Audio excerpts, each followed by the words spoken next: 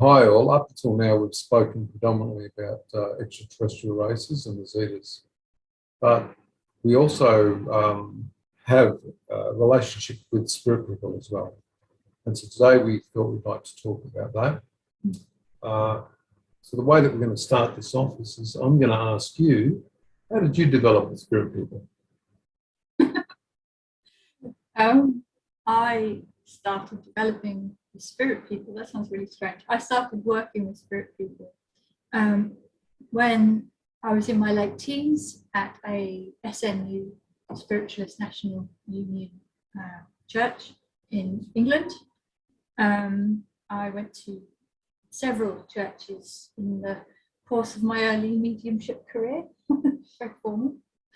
I first ended up in the one in Bristol. Well, there were several in Bristol. But this particular one was run by a lovely lady called Pam. I don't think she's with us anymore.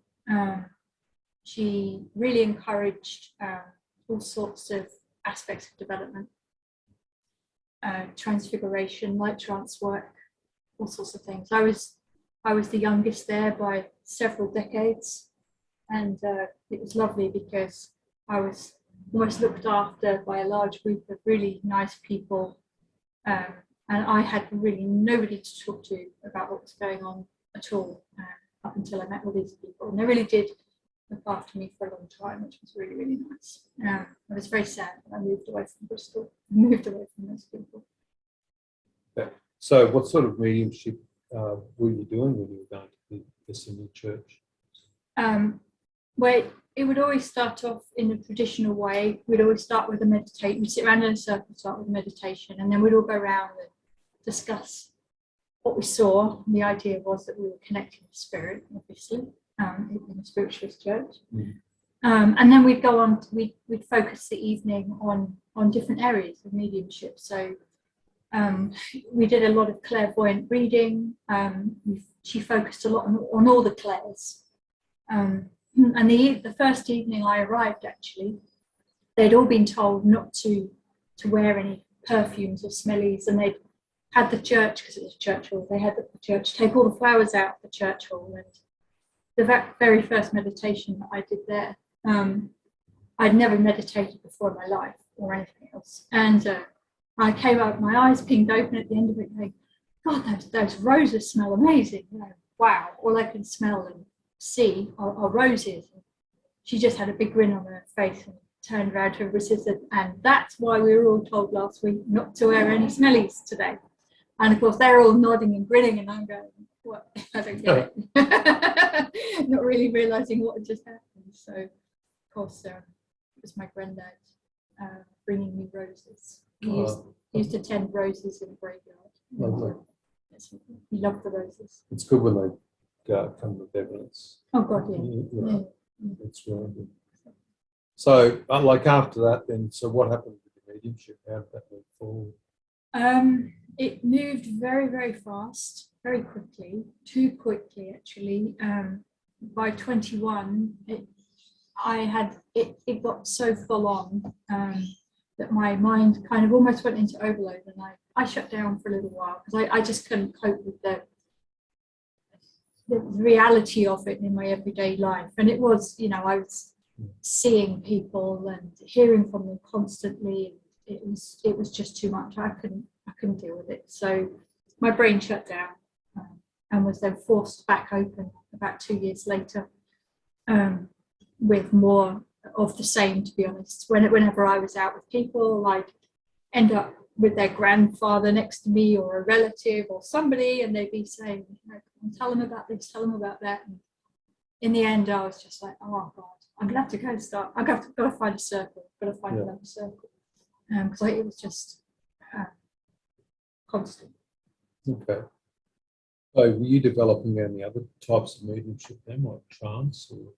Yeah, the trance mediumship followed on quite soon after I went and found another church. I was not living in Bristol at that point, but it happened by accident. And one evening after attending that church for a while, we'd all gone down in meditation again, and a guide came through, a male guide came through in a male voice, and was talking to everybody there.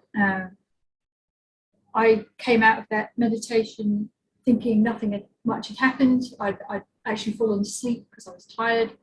And they were all thanking me for allowing me to bring a guide through and speak to them. I was stunned. I had no idea what they were talking about.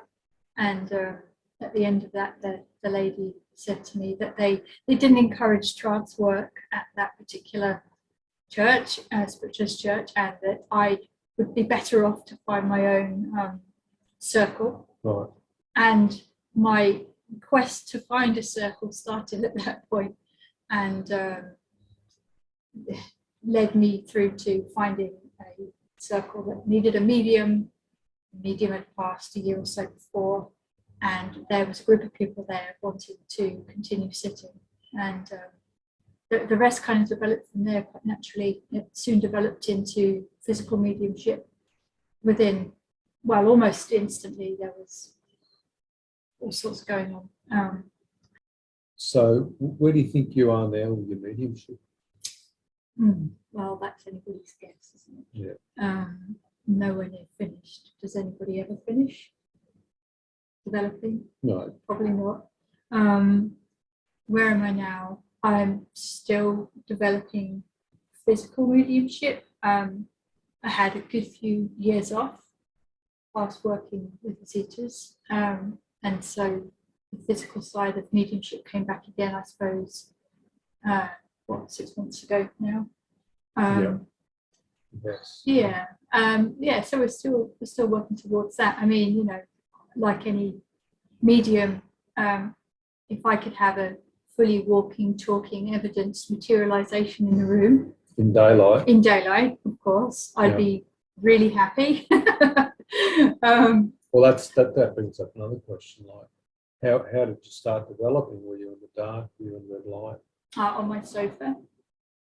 In just daylight? With the curtains pulled, but like daylight, essentially. Yeah. And, you know, when I was sitting for just pure physical mediumship, before the Zetas came into my life in the way that they are now, people would say that they could see, you know, clear transfiguration over my face in the daylight.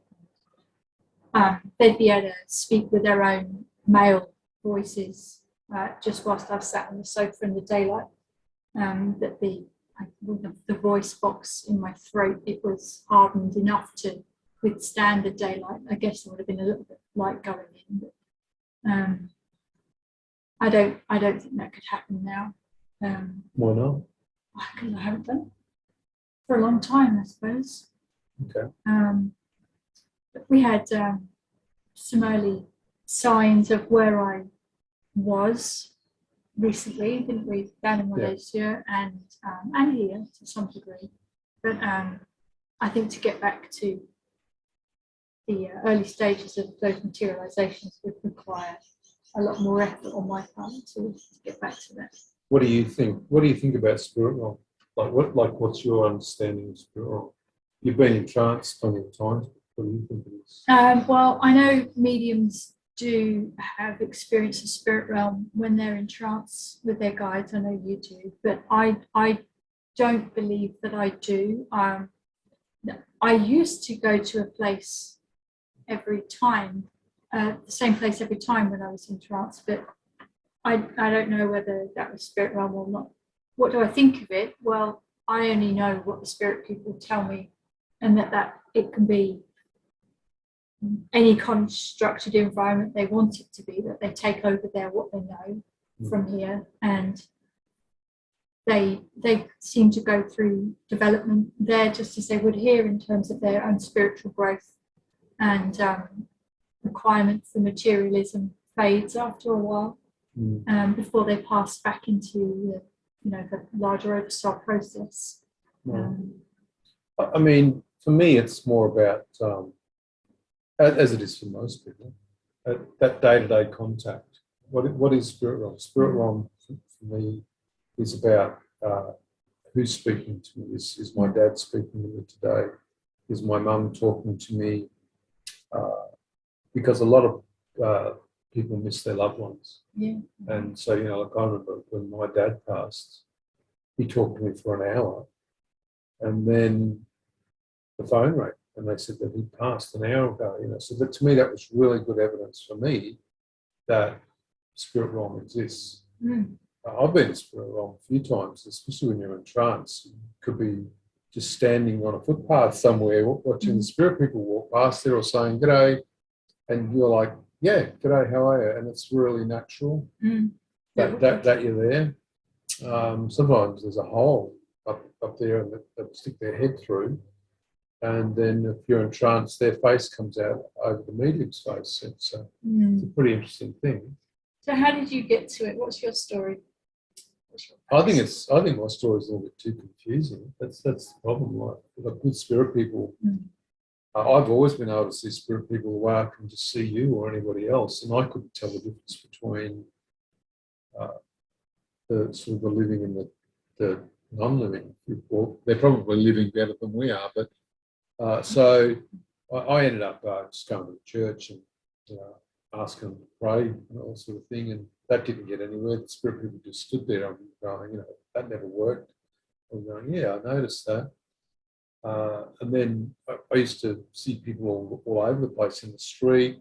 One day I walked past an internet cafe, I looked in the window, and there's all the spirit people leaning on their friends' shoulders, watching what their friends were looking at on the internet. And I thought, now that's beautiful, that there's that close contact.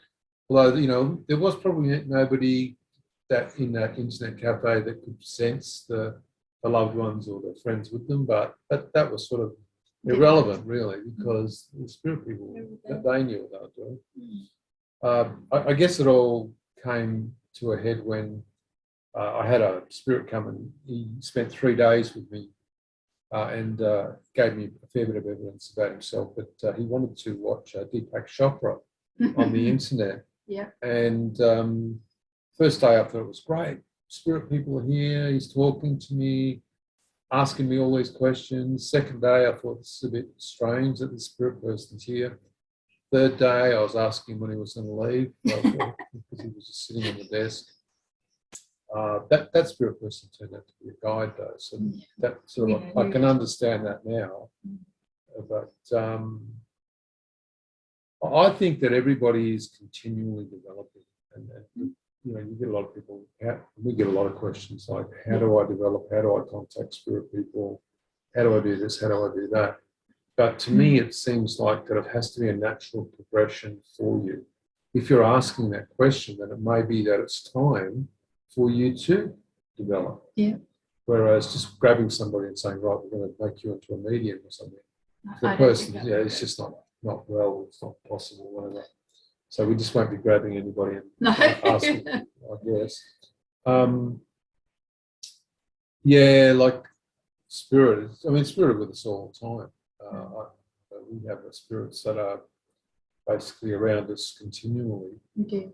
And but not in an invasive way. No, not at all. No.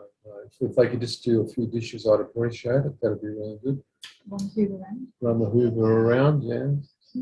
I think that a lot of my spirit development started when I had an NDE.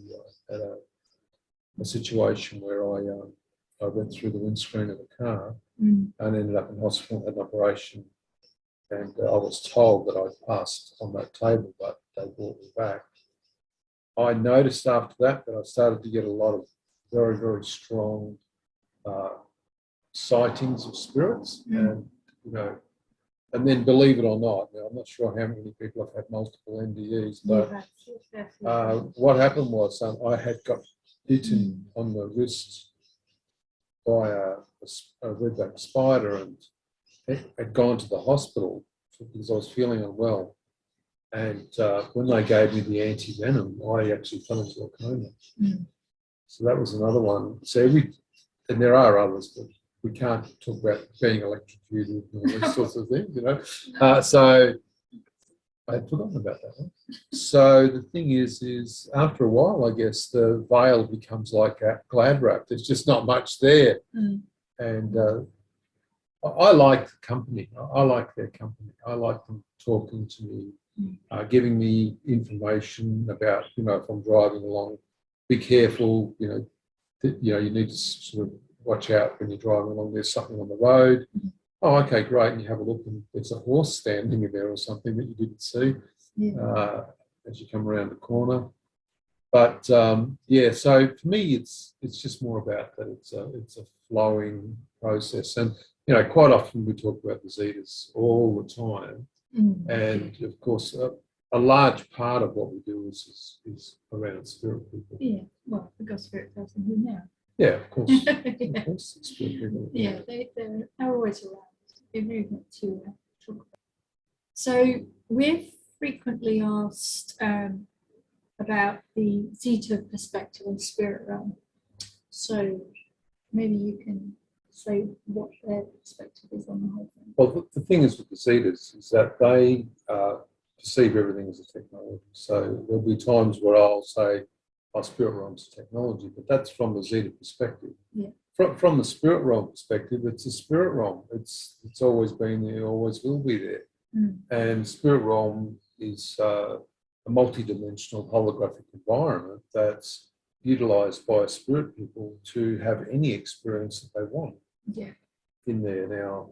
Now, then of course we've got to understand the spirit realm that it's around us as well. It's not up in the clouds somewhere, it's around us. And this is why the spirit people can come and they can, talk to us. Some people, like say, well, there's earthbounds, there's this spirit, and there's that level, this level, that level. But generally, when I talk to spirit people, they're like, I want to be where I am. That's my choice. I've got free will. Yeah. And, I have to respect that. I'm quite happy. I've never, it's funny, I've never met a bad spirit. No, I've never, ever, out of the thousands of spirits, they may have had a, attitude or something, but there's none that I've ever gone, oh yeah, I remember that. That was, no, never, just never.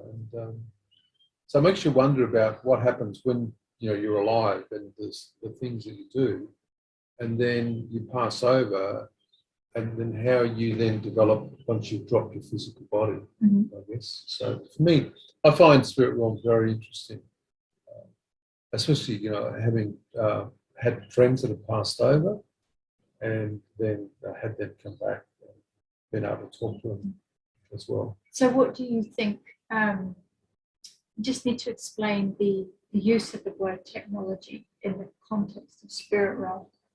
We were asked that the other day, weren't they? Yeah. Somebody likened it to, are we saying that it was like a computer program, with nuts and bolts running, holding something together? Yeah. It's in frequency, isn't it? Look, it's definitely a vibration.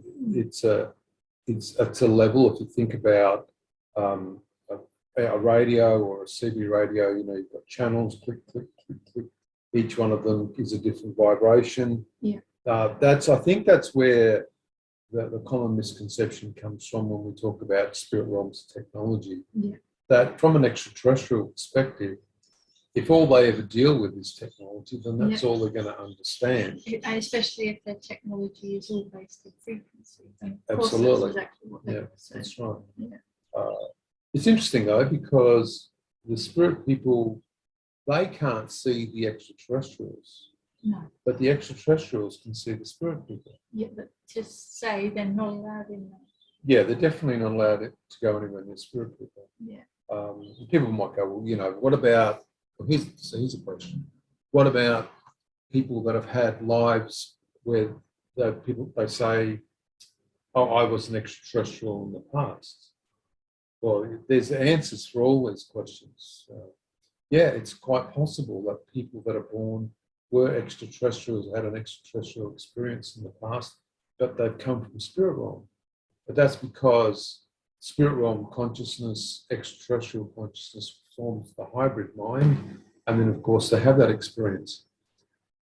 The person then goes back to spirit realm and then reincarnates back, and then somebody gives them a reading and they go, oh, you used to be an extraterrestrial. That'll be because the spirit person has the residual consciousness from the experience of being the hybrid. extraterrestrial never entered into spirit realm. It was just the experience of being the extraterrestrial. Yeah. It's pretty interesting. I mean, nobody has all the answers, but definitely there are a lot of answers out there. Yeah. You just have to pick through which ones are which and try and have your own evidence in regards to contact with spirit people and ET, and what experiences you have as well. Mm. So just letting everybody know that we run free Zoom groups 4 times a month, and that's linked to the Afterlife group that's run by Victor and Wendy Zammit. Yeah. We find those groups really interesting. We also run other workshops as well, don't we? Yeah, I mean the big groups through the Zammits, there we teach all manner of different aspects of mediumship and energy work. But for people who prefer to work in smaller groups, we also run the smaller private groups that people need to get in touch with us about if they want more information about them. And we spend time in smaller contactee groups as well, working with people that are having contact. Yeah.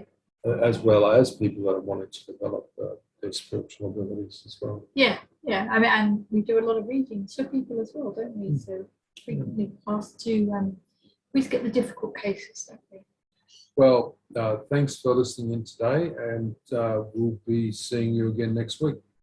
And I'll just re-emphasise that the information about all the groups that we do run are on our website under online events if you want to look up more information about it. If you're on Facebook, you can find us in a group called Practical Metaphysics, and then in brackets Zoom group with Paul and Syann. And it's got all the dates and times of the groups that we run. And we can be contacted on Zeta_events at hotmail.com. Yeah. Have a good day. Bye.